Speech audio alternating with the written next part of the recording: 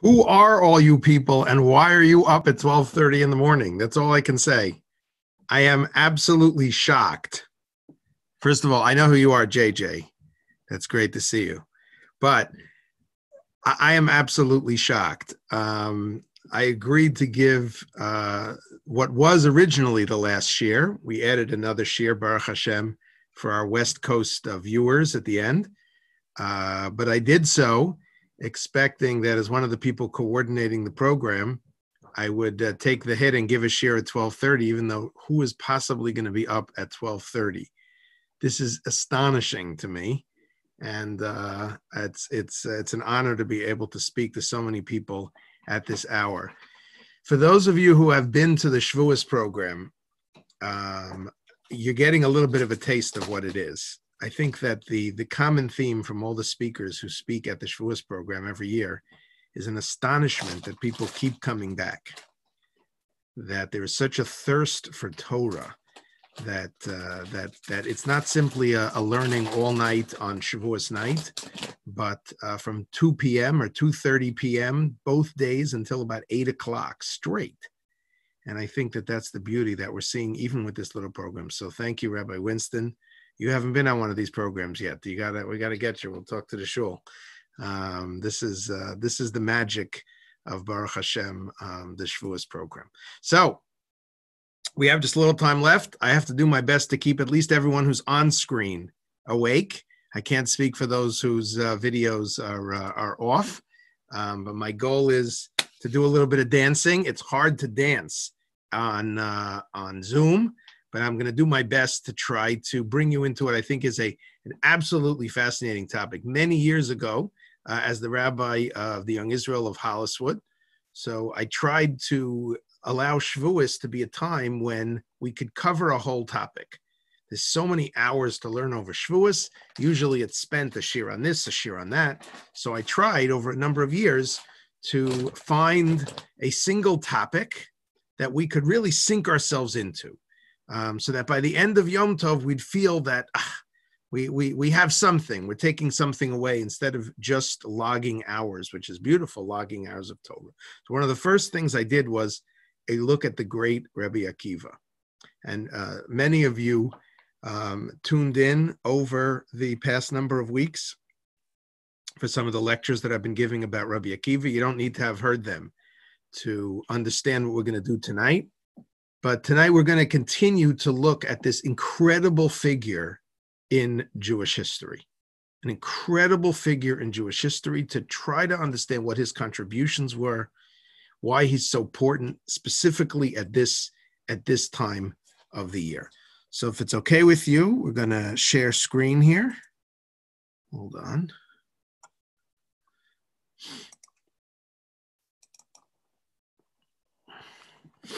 Okay, let's take a look at what we've got. Rabbi Akiva and Moshe Rabbeinu. Many of you know from the title itself, the fascinating Gemara that we're going to get to, one of the most bizarre Gemaras in Shas, which has Moshe Rabbeinu coming up to Shamayim and finding himself at the back row of Rabbi Akiva's shiur. But let's take one step back. The shiur tonight is in memory, as all of the learning we've done tonight, in memory of Yehuda Frankel, Zichrono Livracha, Moshe Yehuda ben Meir Eliyahu.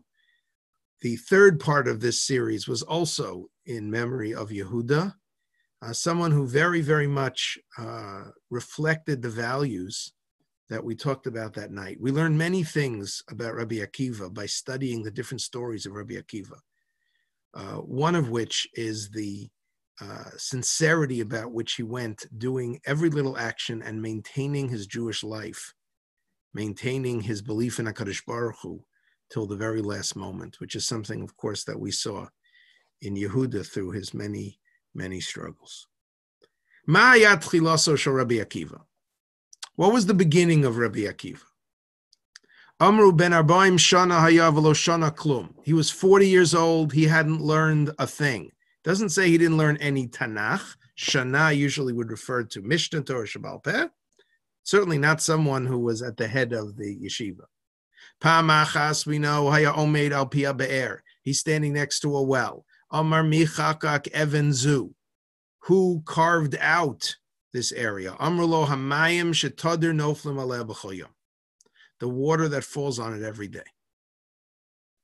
Miyad haya Rabbi Akiva dan kal v'chomer ba'atzmo, he said, marach pasal et hakasheh, something that is water. Water is is not a very strong substance.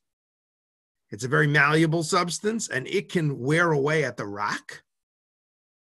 Divrei Torah shekashin kebarzel alachas kama v'chama shechakaku es libi shubasar v'dam.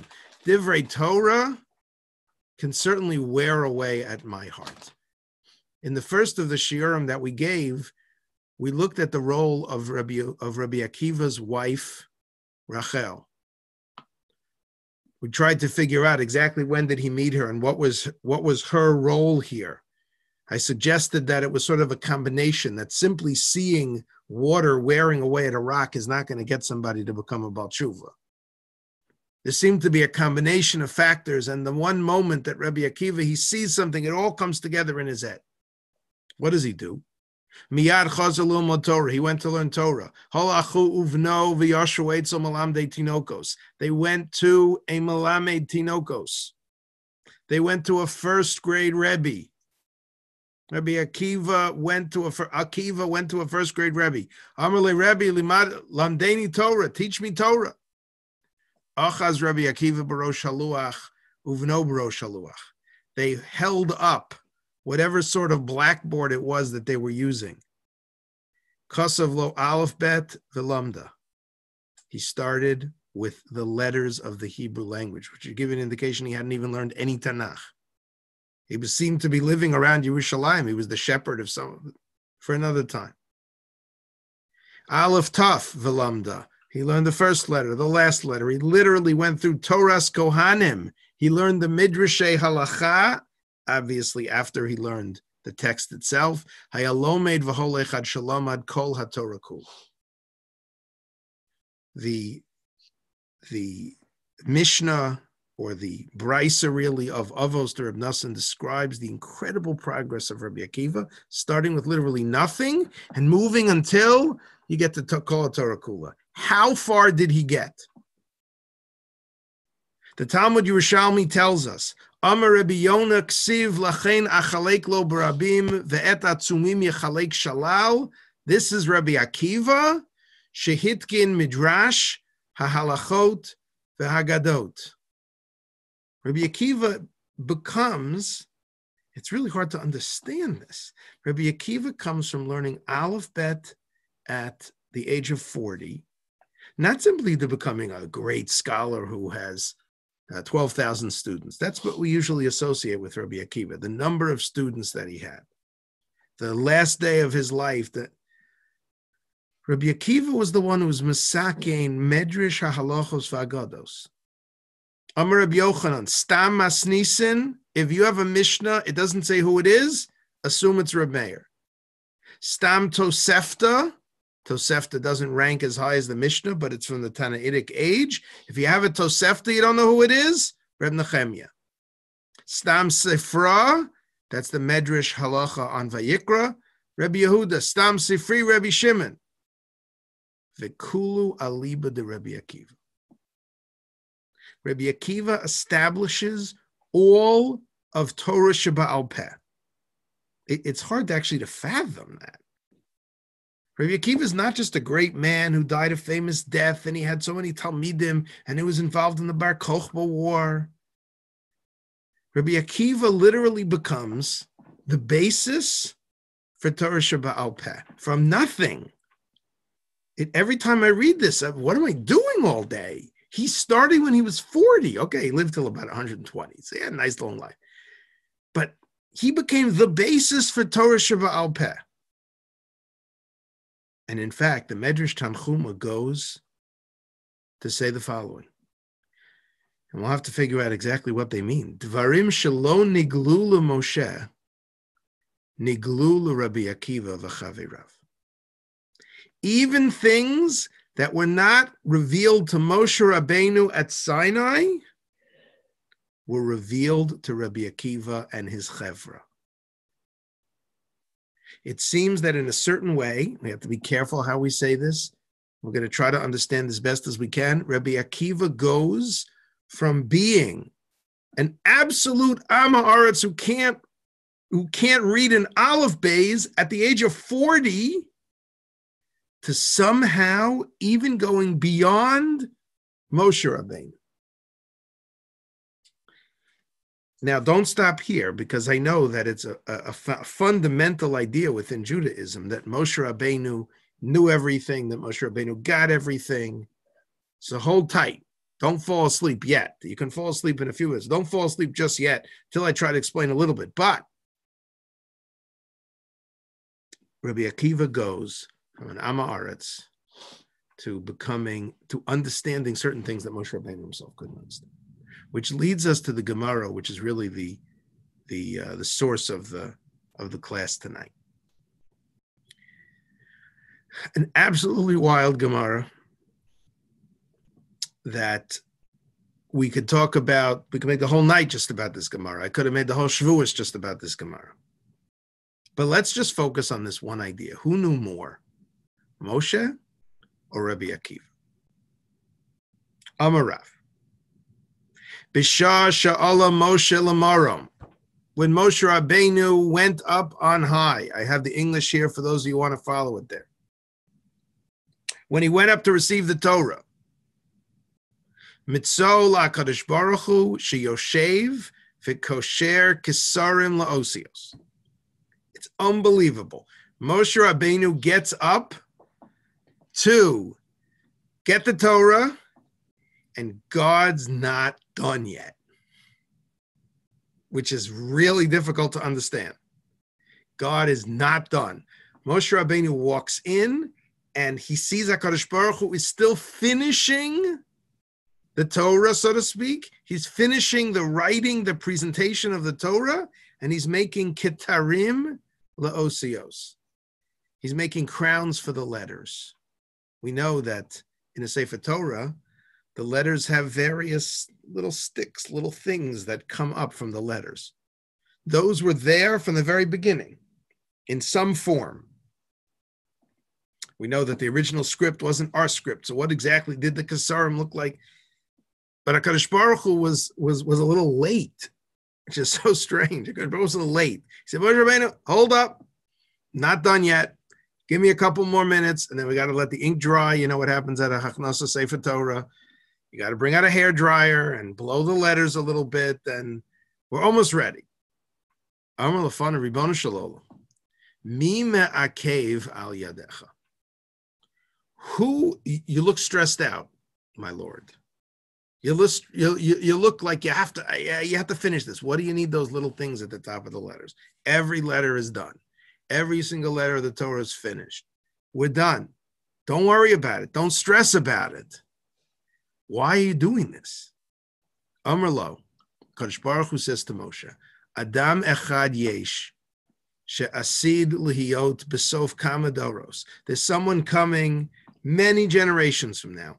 The Akiva ben Yosef Shema. His name is Akiva ben Yosef. She'asid lidrosh al kol kotes v'kotes. Tilin shel halachos. There's a man coming, and he is going to figure out how from every tiny little top of every letter, he's going to learn and teach many, many halachos. Now, as far as I know, there aren't any such halachos in the Talmud Bavli.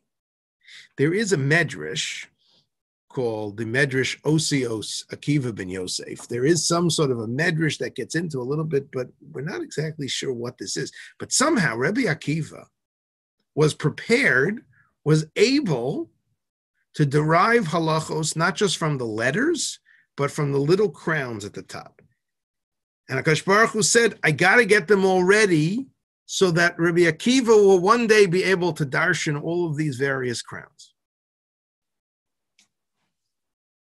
It's very strange. HaKadosh Baruch Hu's not ready. And notice, interestingly, the word that's used here is v'kosher. He's tying crowns to the letters. He's not actually writing the crowns. He's actually somehow, it's almost as if the letter is done, and HaKadosh Baruch Hu was attaching a crown to the letter. And for some reason, this is happening in front of Moshe Rabbeinu. It wasn't prepared that way before. Amar Lefanav, Moshe Rabbeinu says, "This is unbelievable. There's going to come a man who can derive halachos from the crowns on the top of the letters. Hareuli, show him to me." Amar lo chazor la'acharecha. Very strange language. He said, "Turn around, go backwards." Halach v'yashav b'sof shmona shuros. And Moshe Rabbeinu suddenly finds himself in the back row of Rabbi Akiva's classroom. And he's in Rabbi Akiva's base medrash. And he's in the back of the 8 rows, and we know from many sources that the people sat based on their ability. Those who had more to say, those who were more senior members of the base medrash were sitting in the front. Can you imagine a scene? Moshe Rabbeinu comes in and he sits in the back row. V'lohaya yodea mahin omrim. And he couldn't understand a word of the shiur. He couldn't follow the shiur. Moshe Rabbeinu couldn't follow the shiur. What kind of level could this shiur have been at that Moshe Rabbeinu couldn't follow the shiur? Tashash kocho. Moshe Rabbeinu is depressed. Kevin shigil ledavar echad. He's depressed. We don't know exactly why he's depressed, but he's depressed. Pashta says it's ridiculous. I'm Moshe Rabbeinu. I can't even understand the beginning of this shiur. We've all had that. We stepped into a shiur that was a little bit above our level. It's difficult. Kevin shigil ledavar echad amrlo talmidav. At one point, he came to a particular point, and the students challenged Rabbi Akiva. Rabbi Moshe was silent. Rabbi minayin lach. How do you know this? Where did you get this from? Amr lahen, halacha l'Moshe misinai. He says, don't worry, this is a halacha l'Moshe misinai. This goes all the way back to Moshe Rabbeinu. Nisyash v'daita. And Moshe Rabbeinu felt better. It's an ego thing. Moshe Rabbeinu. Did he raise his hand? I'd love to have been there at that moment. I really love to have seen it. It's halacha l'Moshe misinai. Me. This me. Here, you didn't raise my. I was raising my hand the whole time. What a bizarre Gemara. There are a lot of bizarre Gemaras in Shas, but there are only so many bizarre Gemaras that seem to touch on fundamentals of our faith. Fundamental ideas in terms of what we believe, in terms of the giving of the Torah, in terms of the transmission of the Torah, in terms of what the rabbi's role is, what they could do. There are lots of strange Gemaras with miracles, and there are parables, but this seems to be talking about fundamental ideas of our faith. Chazer ubal v'nei HaKadosh Baruch Hu. Moshe Rabbeinu comes back before HaKadosh Baruch Hu. Amar l'fanav Ribbono shel olam, yesh lecha adam kazeh v'ata nosein Torah al yadi. Why are you giving the Torah through me? I'm not in his level at all. I'm not in his zip code. Why wouldn't you give the Torah from this guy? Listen, I can't even understand his shiur. I'm in the back row. Amar lo shtok. Quiet, Moshe. Kach Allah b'machshava lefanai. That's the way I wanted this to be done. Strange. Amar lefanai Ribbono shel olam harisani teiraso har'eni secharo. You gave me the beautiful view of his Torah. Now what about his schar? Amar lo chazor la'acharecha. He says, turn back, go back into his world. It's an unbelievable Gemara. I'd love to stage this. Chazor la'achorav. He turns around. Ra'u sheshoklin b'saro b'makulin. And they see him on his deathbed. Amar l'fanav Ribbono shel olam zu Torah b'zu schara. This is what it's all about.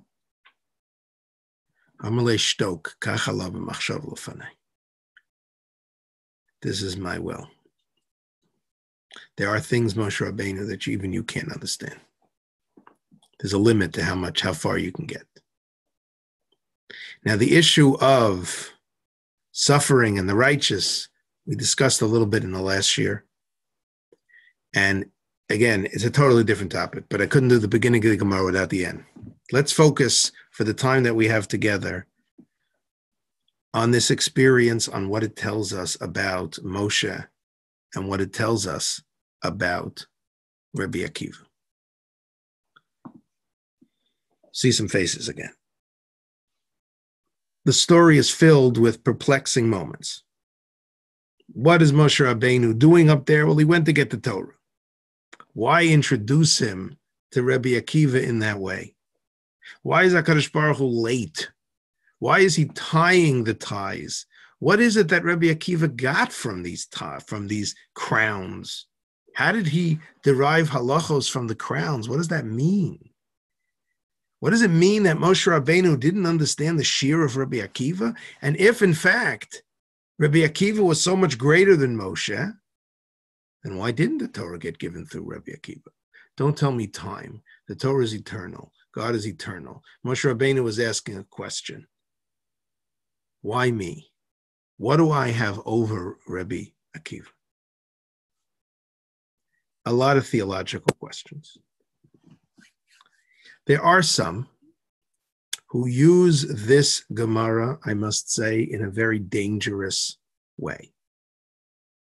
There are some who look simply at the perplexing, at the fact that Moshe Rabbeinu is perplexed, and they conclude that later rabbis can say things that were never said before. It must be, why didn't Moshe Rabbeinu know what was going on in the shiur? Because there was an old Torah, and then eventually the rabbis produce a new Torah. It's not uncommon that the older rabbis are not going to understand what the newer rabbis are creating. Obviously, we don't hold of that. But we're going to have to do something with this Gemara. We're going to have to do something with the source that we saw before that indicated that Rabbi Akiva and his Chaverim understood things that even Moshe Rabbeinu didn't understand. And we're going to have to do something, story that Moshe Rabbeinu tried sitting in the shiur and he couldn't understand. What's going on? Chazal clearly were not comfortable suggesting that this story tells the real story. Oops, wrong Rabbi Akiva shiur. Hold on. That this story tells the real story of Rabbi Akiva and Moshe. The Gemara says in Megillah, to make our questions even sharper, Amar Rabbi Yochanan, Mai dichsiv va'aleim kecho advarim asher diber Hashem imachem bahar.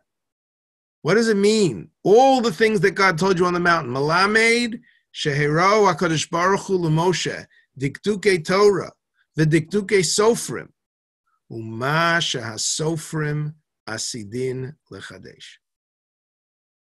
The Gemara in Megillah tells us that Moshe Rabbeinu knew everything. The Torah was basically given at Sinai.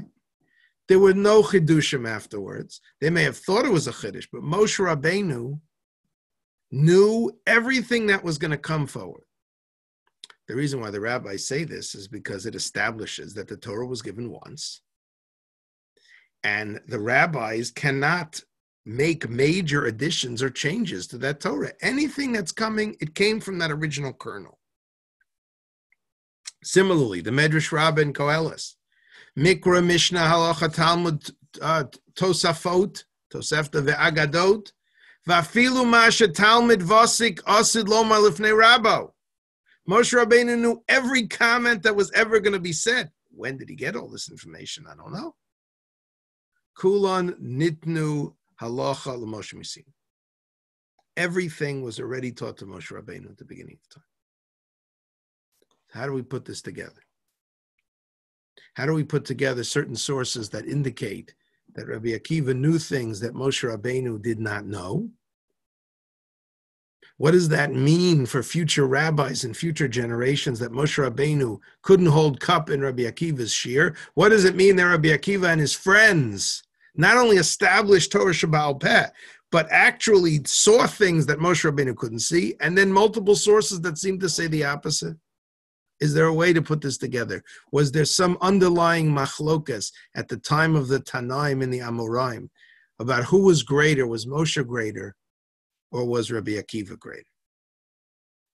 It's very important to understand because the way Torah Sheba'al Peh develops and the personalities of these two great men, who more than anyone are responsible from a human perspective for the Torah that we have today. How do we understand how the two of them relate? Let's look at a few answers. Rashi in Menachos, dealing with that Gemara, that problematic Gemara, has a fascinating, sharp answer to why Moshe Rabbeinu couldn't follow the Shiur. I thought Moshe Rabbeinu was the greatest Navi ever. I thought Moshe Rabbeinu knew every single thing that anyone would ever say. So how could it be that he didn't understand the Shiur? Nisyash v'daita. Remember, what happens at the end of the Shiur? He says, no, it's a halach l'Moshe Sinai. It came from Moshe. If it came from Moshe, why didn't Moshe know it? If the whole subject of the Shiur was something that came from Moshe Rabbeinu, then how come he couldn't follow the Shiur? Rashi says something brilliant. Nisyash v'daito shel Moshe. Hoelu mishmo omer. He felt better because it came from him. Afal pi shadayin lo kibla. Moshe Rabbeinu would eventually learn it, and it would get passed down, and it would make it to Rabbi Akiva, but this was the first day Moshe was in Shemayim. It's a brilliant answer. We're dealing with two sets of time systems. How quickly can you go from one can impact the future and the past? What Moshe Rabbeinu heard in the Shiur, why didn't he understand the Shiur? Because he hadn't been taught it yet. Moshe Rabbeinu would be up at Har Sinai for 40 days. By the end of the 40 days, he would know everything. But this was day one. What Rabbi Akiva was talking about was a unit that Moshe hadn't gotten to yet. So of course he doesn't know it. He was very pleased to find out that at the end of the 40 days, he would know it, and then he would pass it down to the end. That deals with the Gemara in Menachos. It doesn't necessarily deal with this strange comment in the Medrash Tanchuma. To be honest, we're more worried about the Gemara in Menachos than the Medrash Tanchuma. But the Medrash Tanchuma says, Dvarim shelo niglu l'Moshe. Things that were not at all taught to Moshe, niglu l'Rabbi Akiva v'chaveirav. But not quite as concerned about the Medrash Tanchuma as we are a Gemara in Menachos. And Rashi is able to get us out of the problem with this kavaldik chap that Moshe Rabbeinu hadn't learned it yet, but he was going to learn it. It was a tough time for Moshe. Moshe eventually would learn everything. The Medrash Rabbah, the next source, Vayitein el Moshe Amar Rabbi Abahu Kol Mem Yom She'asa Moshe L'mayla Hayalomed Torah V'Shocheach. Boy, does that make me feel better. All 40 days, Moshe Rabbeinu got up early in the morning. He didn't sleep. He didn't eat. He went to Shiur, and he came out of Shiur, and he couldn't remember it all. Makes us all feel so much better. So much better. For those of you from Holliswood who are listening to this Shiur, which I gave probably 15 years ago, and you don't remember it, okay, you're just like Moshe Rabbeinu. It's geschmack. Just like Moshe Rabbeinu. I don't even remember the Shiur from 15 years ago, but I had notes. But and we developed it since, so you'll get some stuff you hadn't heard 15 years ago. But there you go. Just like Moshe Rabbeinu. So what did he end up with? I have 40 days. Any of their davar. He says, I finished smicha. I don't know anything. I just finished the whole 40-day crash course, night and day. I finished the whole semester. I finished my whole smicha. I don't know anything. I don't remember anything.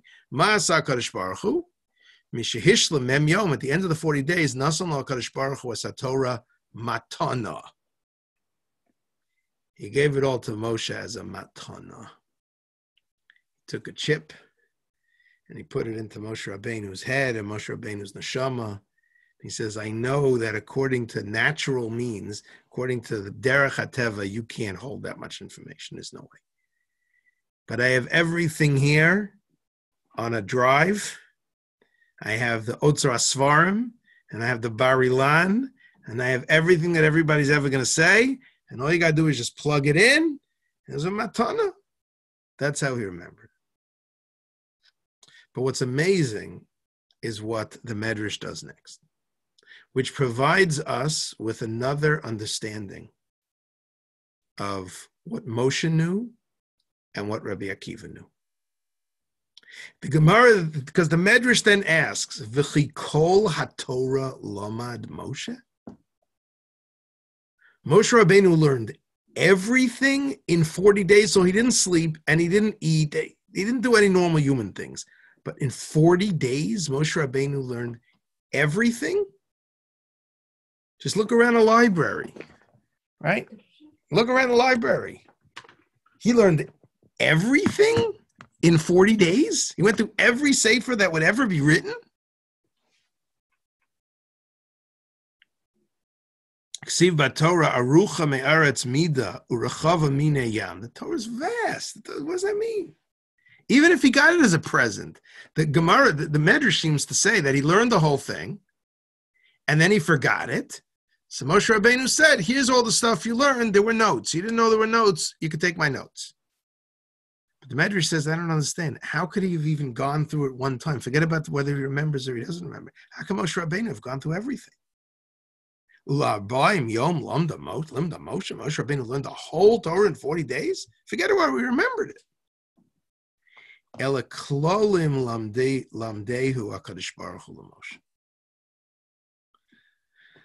Medrash says that HaKadosh Baruch Hu didn't actually teach the entire Torah to Moshe. And when it says that Moshe Rabbeinu knew every comment that would be said by a student later, it doesn't mean he actually heard every one of those comments. When Moshe Rabbeinu heard, quote unquote, every single article in every single sefer that's in the library here, it doesn't mean he went through it page by page. It meant that HaKadosh Baruch Hu gave Moshe the rules from which would emerge everything else. He gave him the Kallah. He gave him the rules. He gave him the basis of this structure. The structure would continue to grow and grow. And as long as people were honest with the system, and as long as they were faithful, is a better word than honest, they were faithful to the halachic system, they would be able to take these rules that Moshe Rabbeinu said and grow and grow and grow and grow. And that's what it means when at the end of the Shiur that Moshe Rabbeinu didn't understand, Rabbi Akiva says, someone says, where's the source? And he says, it's a halacha l'Moshe miSinai. How much of a Shiur can you give on a halacha l'Moshe miSinai? There's not much to say. This is the halacha. It came from Moshe Rabbeinu. What were they doing in the Shiur the whole time? The answer, according to many, is that Rabbi Akiva was giving an advanced shiur where they had taken the chomer, they had taken the rules, they had taken the basis that Moshe Rabbeinu had given them and expanded it and expanded and expanded. Rav Shechter compares this to bringing Euclid, bad name from geometry days, bringing Euclid to a suspension bridge. Saying, here, Euclid, this is what you brought about. Euclid couldn't imagine a suspension. The suspension bridge is built on the fundamentals that Euclid gave us. He gave us a couple of principles. One thing led to another, and you have a suspension bridge that's going across the Hudson River. You have the Tappan Zee Bridge. But Euclid would say, what does this have to do with anything that I created? It would take centuries to take that basis and to build it out in that way. But at the end of the day, Rabbi Akiva, you've built this brilliant idea, and where does it all start from? Where does this come from? Halacha l'Moshe miSinai. Moshe Rabbeinu was distressed not because he had a big ego. In fact, the first thing Moshe Rabbeinu says is, so give it for Rabbi Akiva. Moshe Rabbeinu was distressed because he wondered if the Torah that he was given, the Torah that he passed along to the Jewish people, would one day be warped. I don't understand. I have no idea what this is. Rabbi Akiva's answer assured him that the entire thing was based in the Torah that Moshe Rabbeinu gave. It's not heretical according to this approach, to say that Rabbi Akiva didn't hear this shiur, that Moshe Rabbeinu didn't hear this shiur about Moshe Rabbeinu that would be given by a nobody in 2020. Moshe Rabbeinu didn't sit through every single shiur. You know how many shiurim on Wayu Torah? There's 200,000 shiurim on Wayu Torah. A person couldn't live long enough to listen from the beginning to the end of what's on Wayu Torah, and it's still filling every single day. Moshe Rabbeinu didn't listen to the actual shiur, but Moshe Rabbeinu provided that basis. That was where it came from. The language that Rabbi Akiva was using was already a totally different language, and Moshe Rabbeinu was distressed. Maybe they took the Torah and took it in a different direction, but the answer was no. It's the same Torah. It's the same Torah. But I'd like to give a third explanation, which is based on an idea of Rav Kook, but I'll admit that I'm taking the idea in a slightly different direction than the direction that Rav Kook takes. And this idea, I believe, explains not simply the depression of Moshe Rabbeinu and the fact that Moshe Rabbeinu couldn't understand, but the tying of the crowns to the letters in the first place. Rashi tells us at the beginning of Vayikra, right? Vayikra al Moshe. This doesn't actually look correct, because what should this look like? We all know. What should this look like? It should look like a tiny little aleph. At the beginning of Sefer Vayikra, there's a tiny little aleph. Why is there a tiny little aleph? Rashi explains to us that Vayikra is a call, but there's two ways to spell it in the Torah. You could spell it with an aleph, which is a lashon of kavod, or you could spell it without the aleph, vayikar, like a lashon of keri, of chance, of tumah. Moshe Rabbeinu was called with an aleph. Aval nevi'ei umos ha'olam nigla alein b'lashon arai v'tumah. But to the umos ha'olam, the nevi'ei umos ha'olam, we used a language which was a call from God, but actually implies that they weren't so special. Shenemar vayikar elokim el bila. So if Moshe Rabbeinu is such a chavadik navi, if he was the greatest navi who ever lived, so why isn't the aleph a big aleph? Why make it small? Famous idea of the Baal HaTurim. The Baal HaTurim says there was a fight between Moshe and HaKadosh Baruch Hu. Moshe didn't want to appear to be so special. HaKadosh Baruch Hu wanted the aleph at the end. Moshe Rabbeinu said, I'm not so special. I don't need the aleph. It's okay. So they made a compromise. The Kosva Katana, and they wrote it as a small aleph. Moshe Rabbeinu made a compromise with the Ribono Shel Olam. Rav Kook suggests a beautiful understanding of this compromise. There's a fascinating Medrash Rabbah in Dvarim that says, we'll just read the bolded part right now. There's a mystical idea that HaTorah shenosna l'Moshe ora shel eish levana uketuva be'eish shechora. We usually assume that you have parchment and you have ink on the parchment.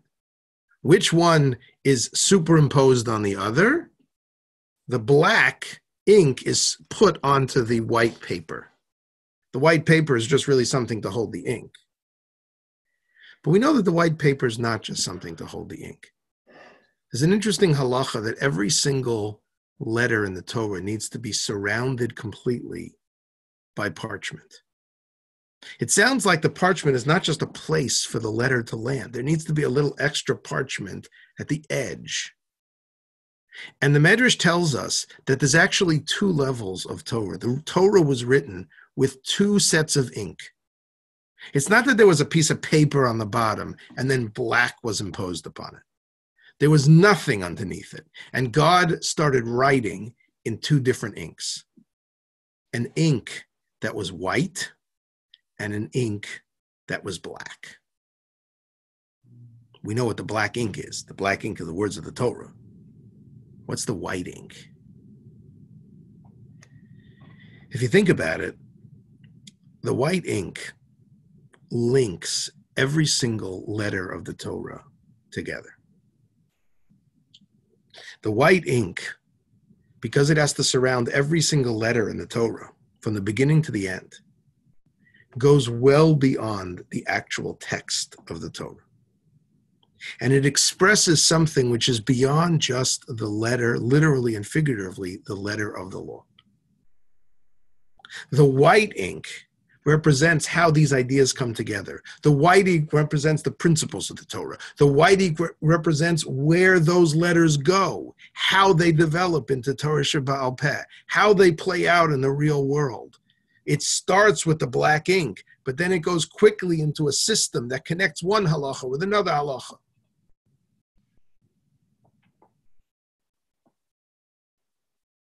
It's one thing to be able to read the black ink. It's an even a more amazing level to be able to understand the white ink, the white fire in which the Torah was written. The godless is not to read the black. The godless is to read the white, to be able to understand literally and figuratively between the lines on what the Torah system is about and how to apply it in every single situation. Moshe Rabbeinu said to HaKadosh Baruch Hu, I don't want your covet. I wanted to say Vayikar. And HaKadosh Baruch Hu said, I want it to be Vayikra with an aleph. What does HaKadosh Baruch Hu do to Moshe?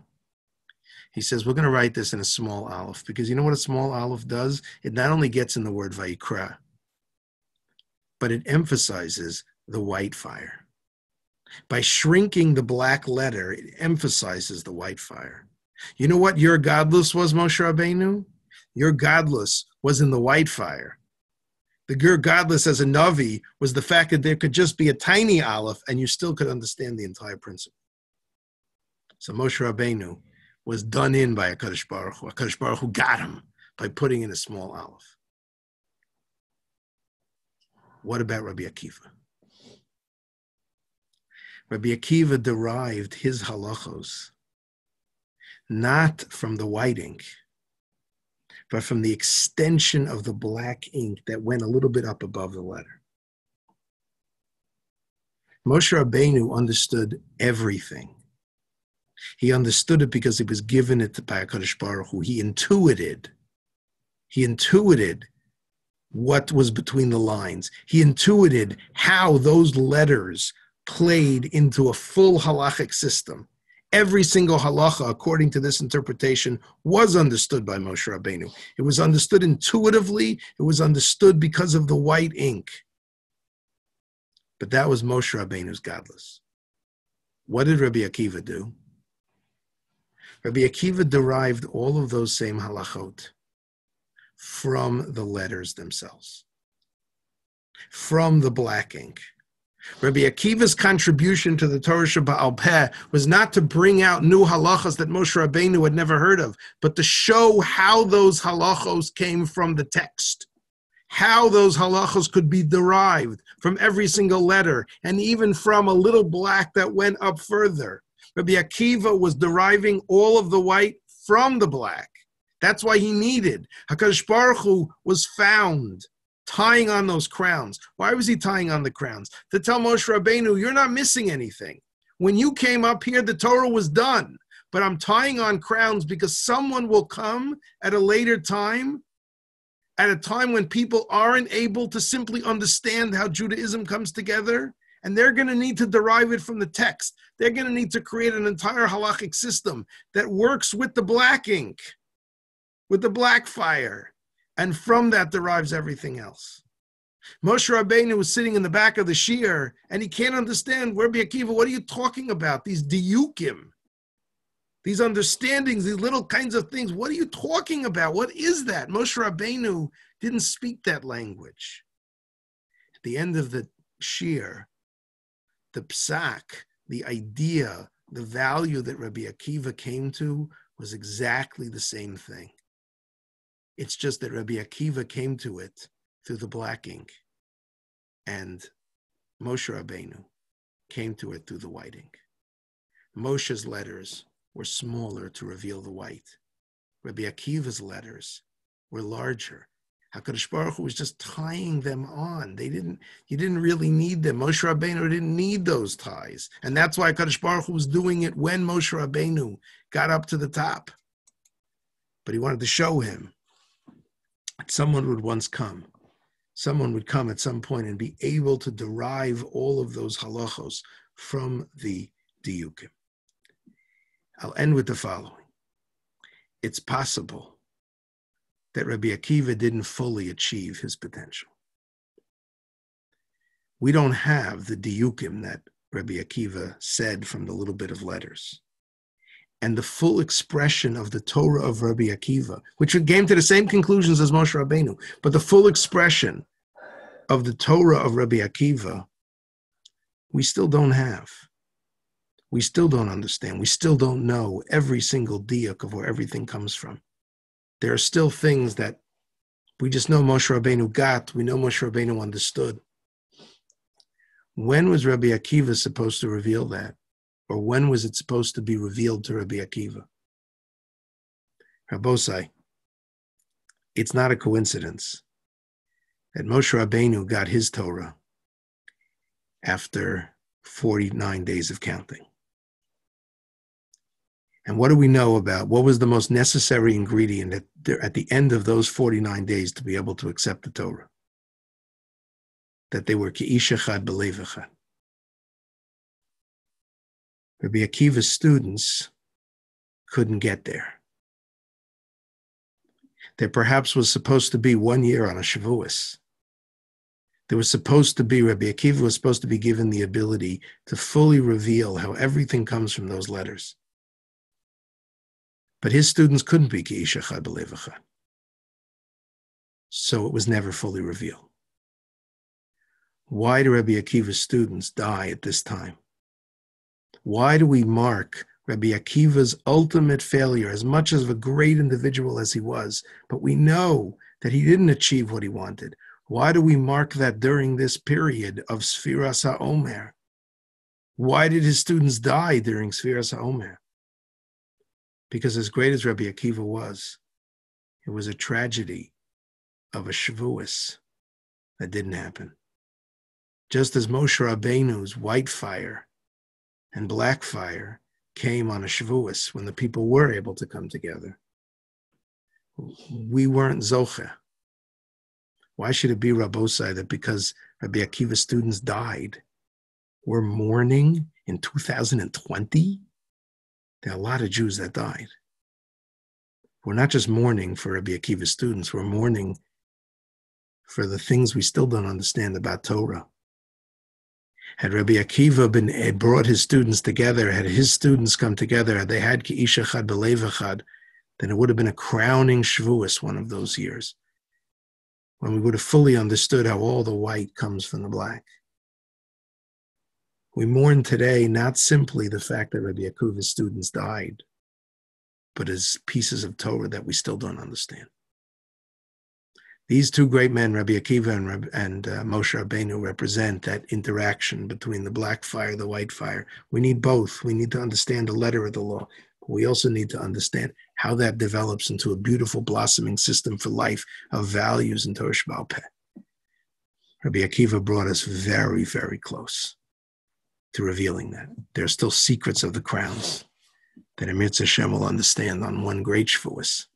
Eretz Hashem B'Mos HaMashiach. I wish everyone a wonderful Yom Tov, Chag Sameach, and thank you again for listening at this absurd hour, considering it's not actually Shavuos. Have a good Yom Tov.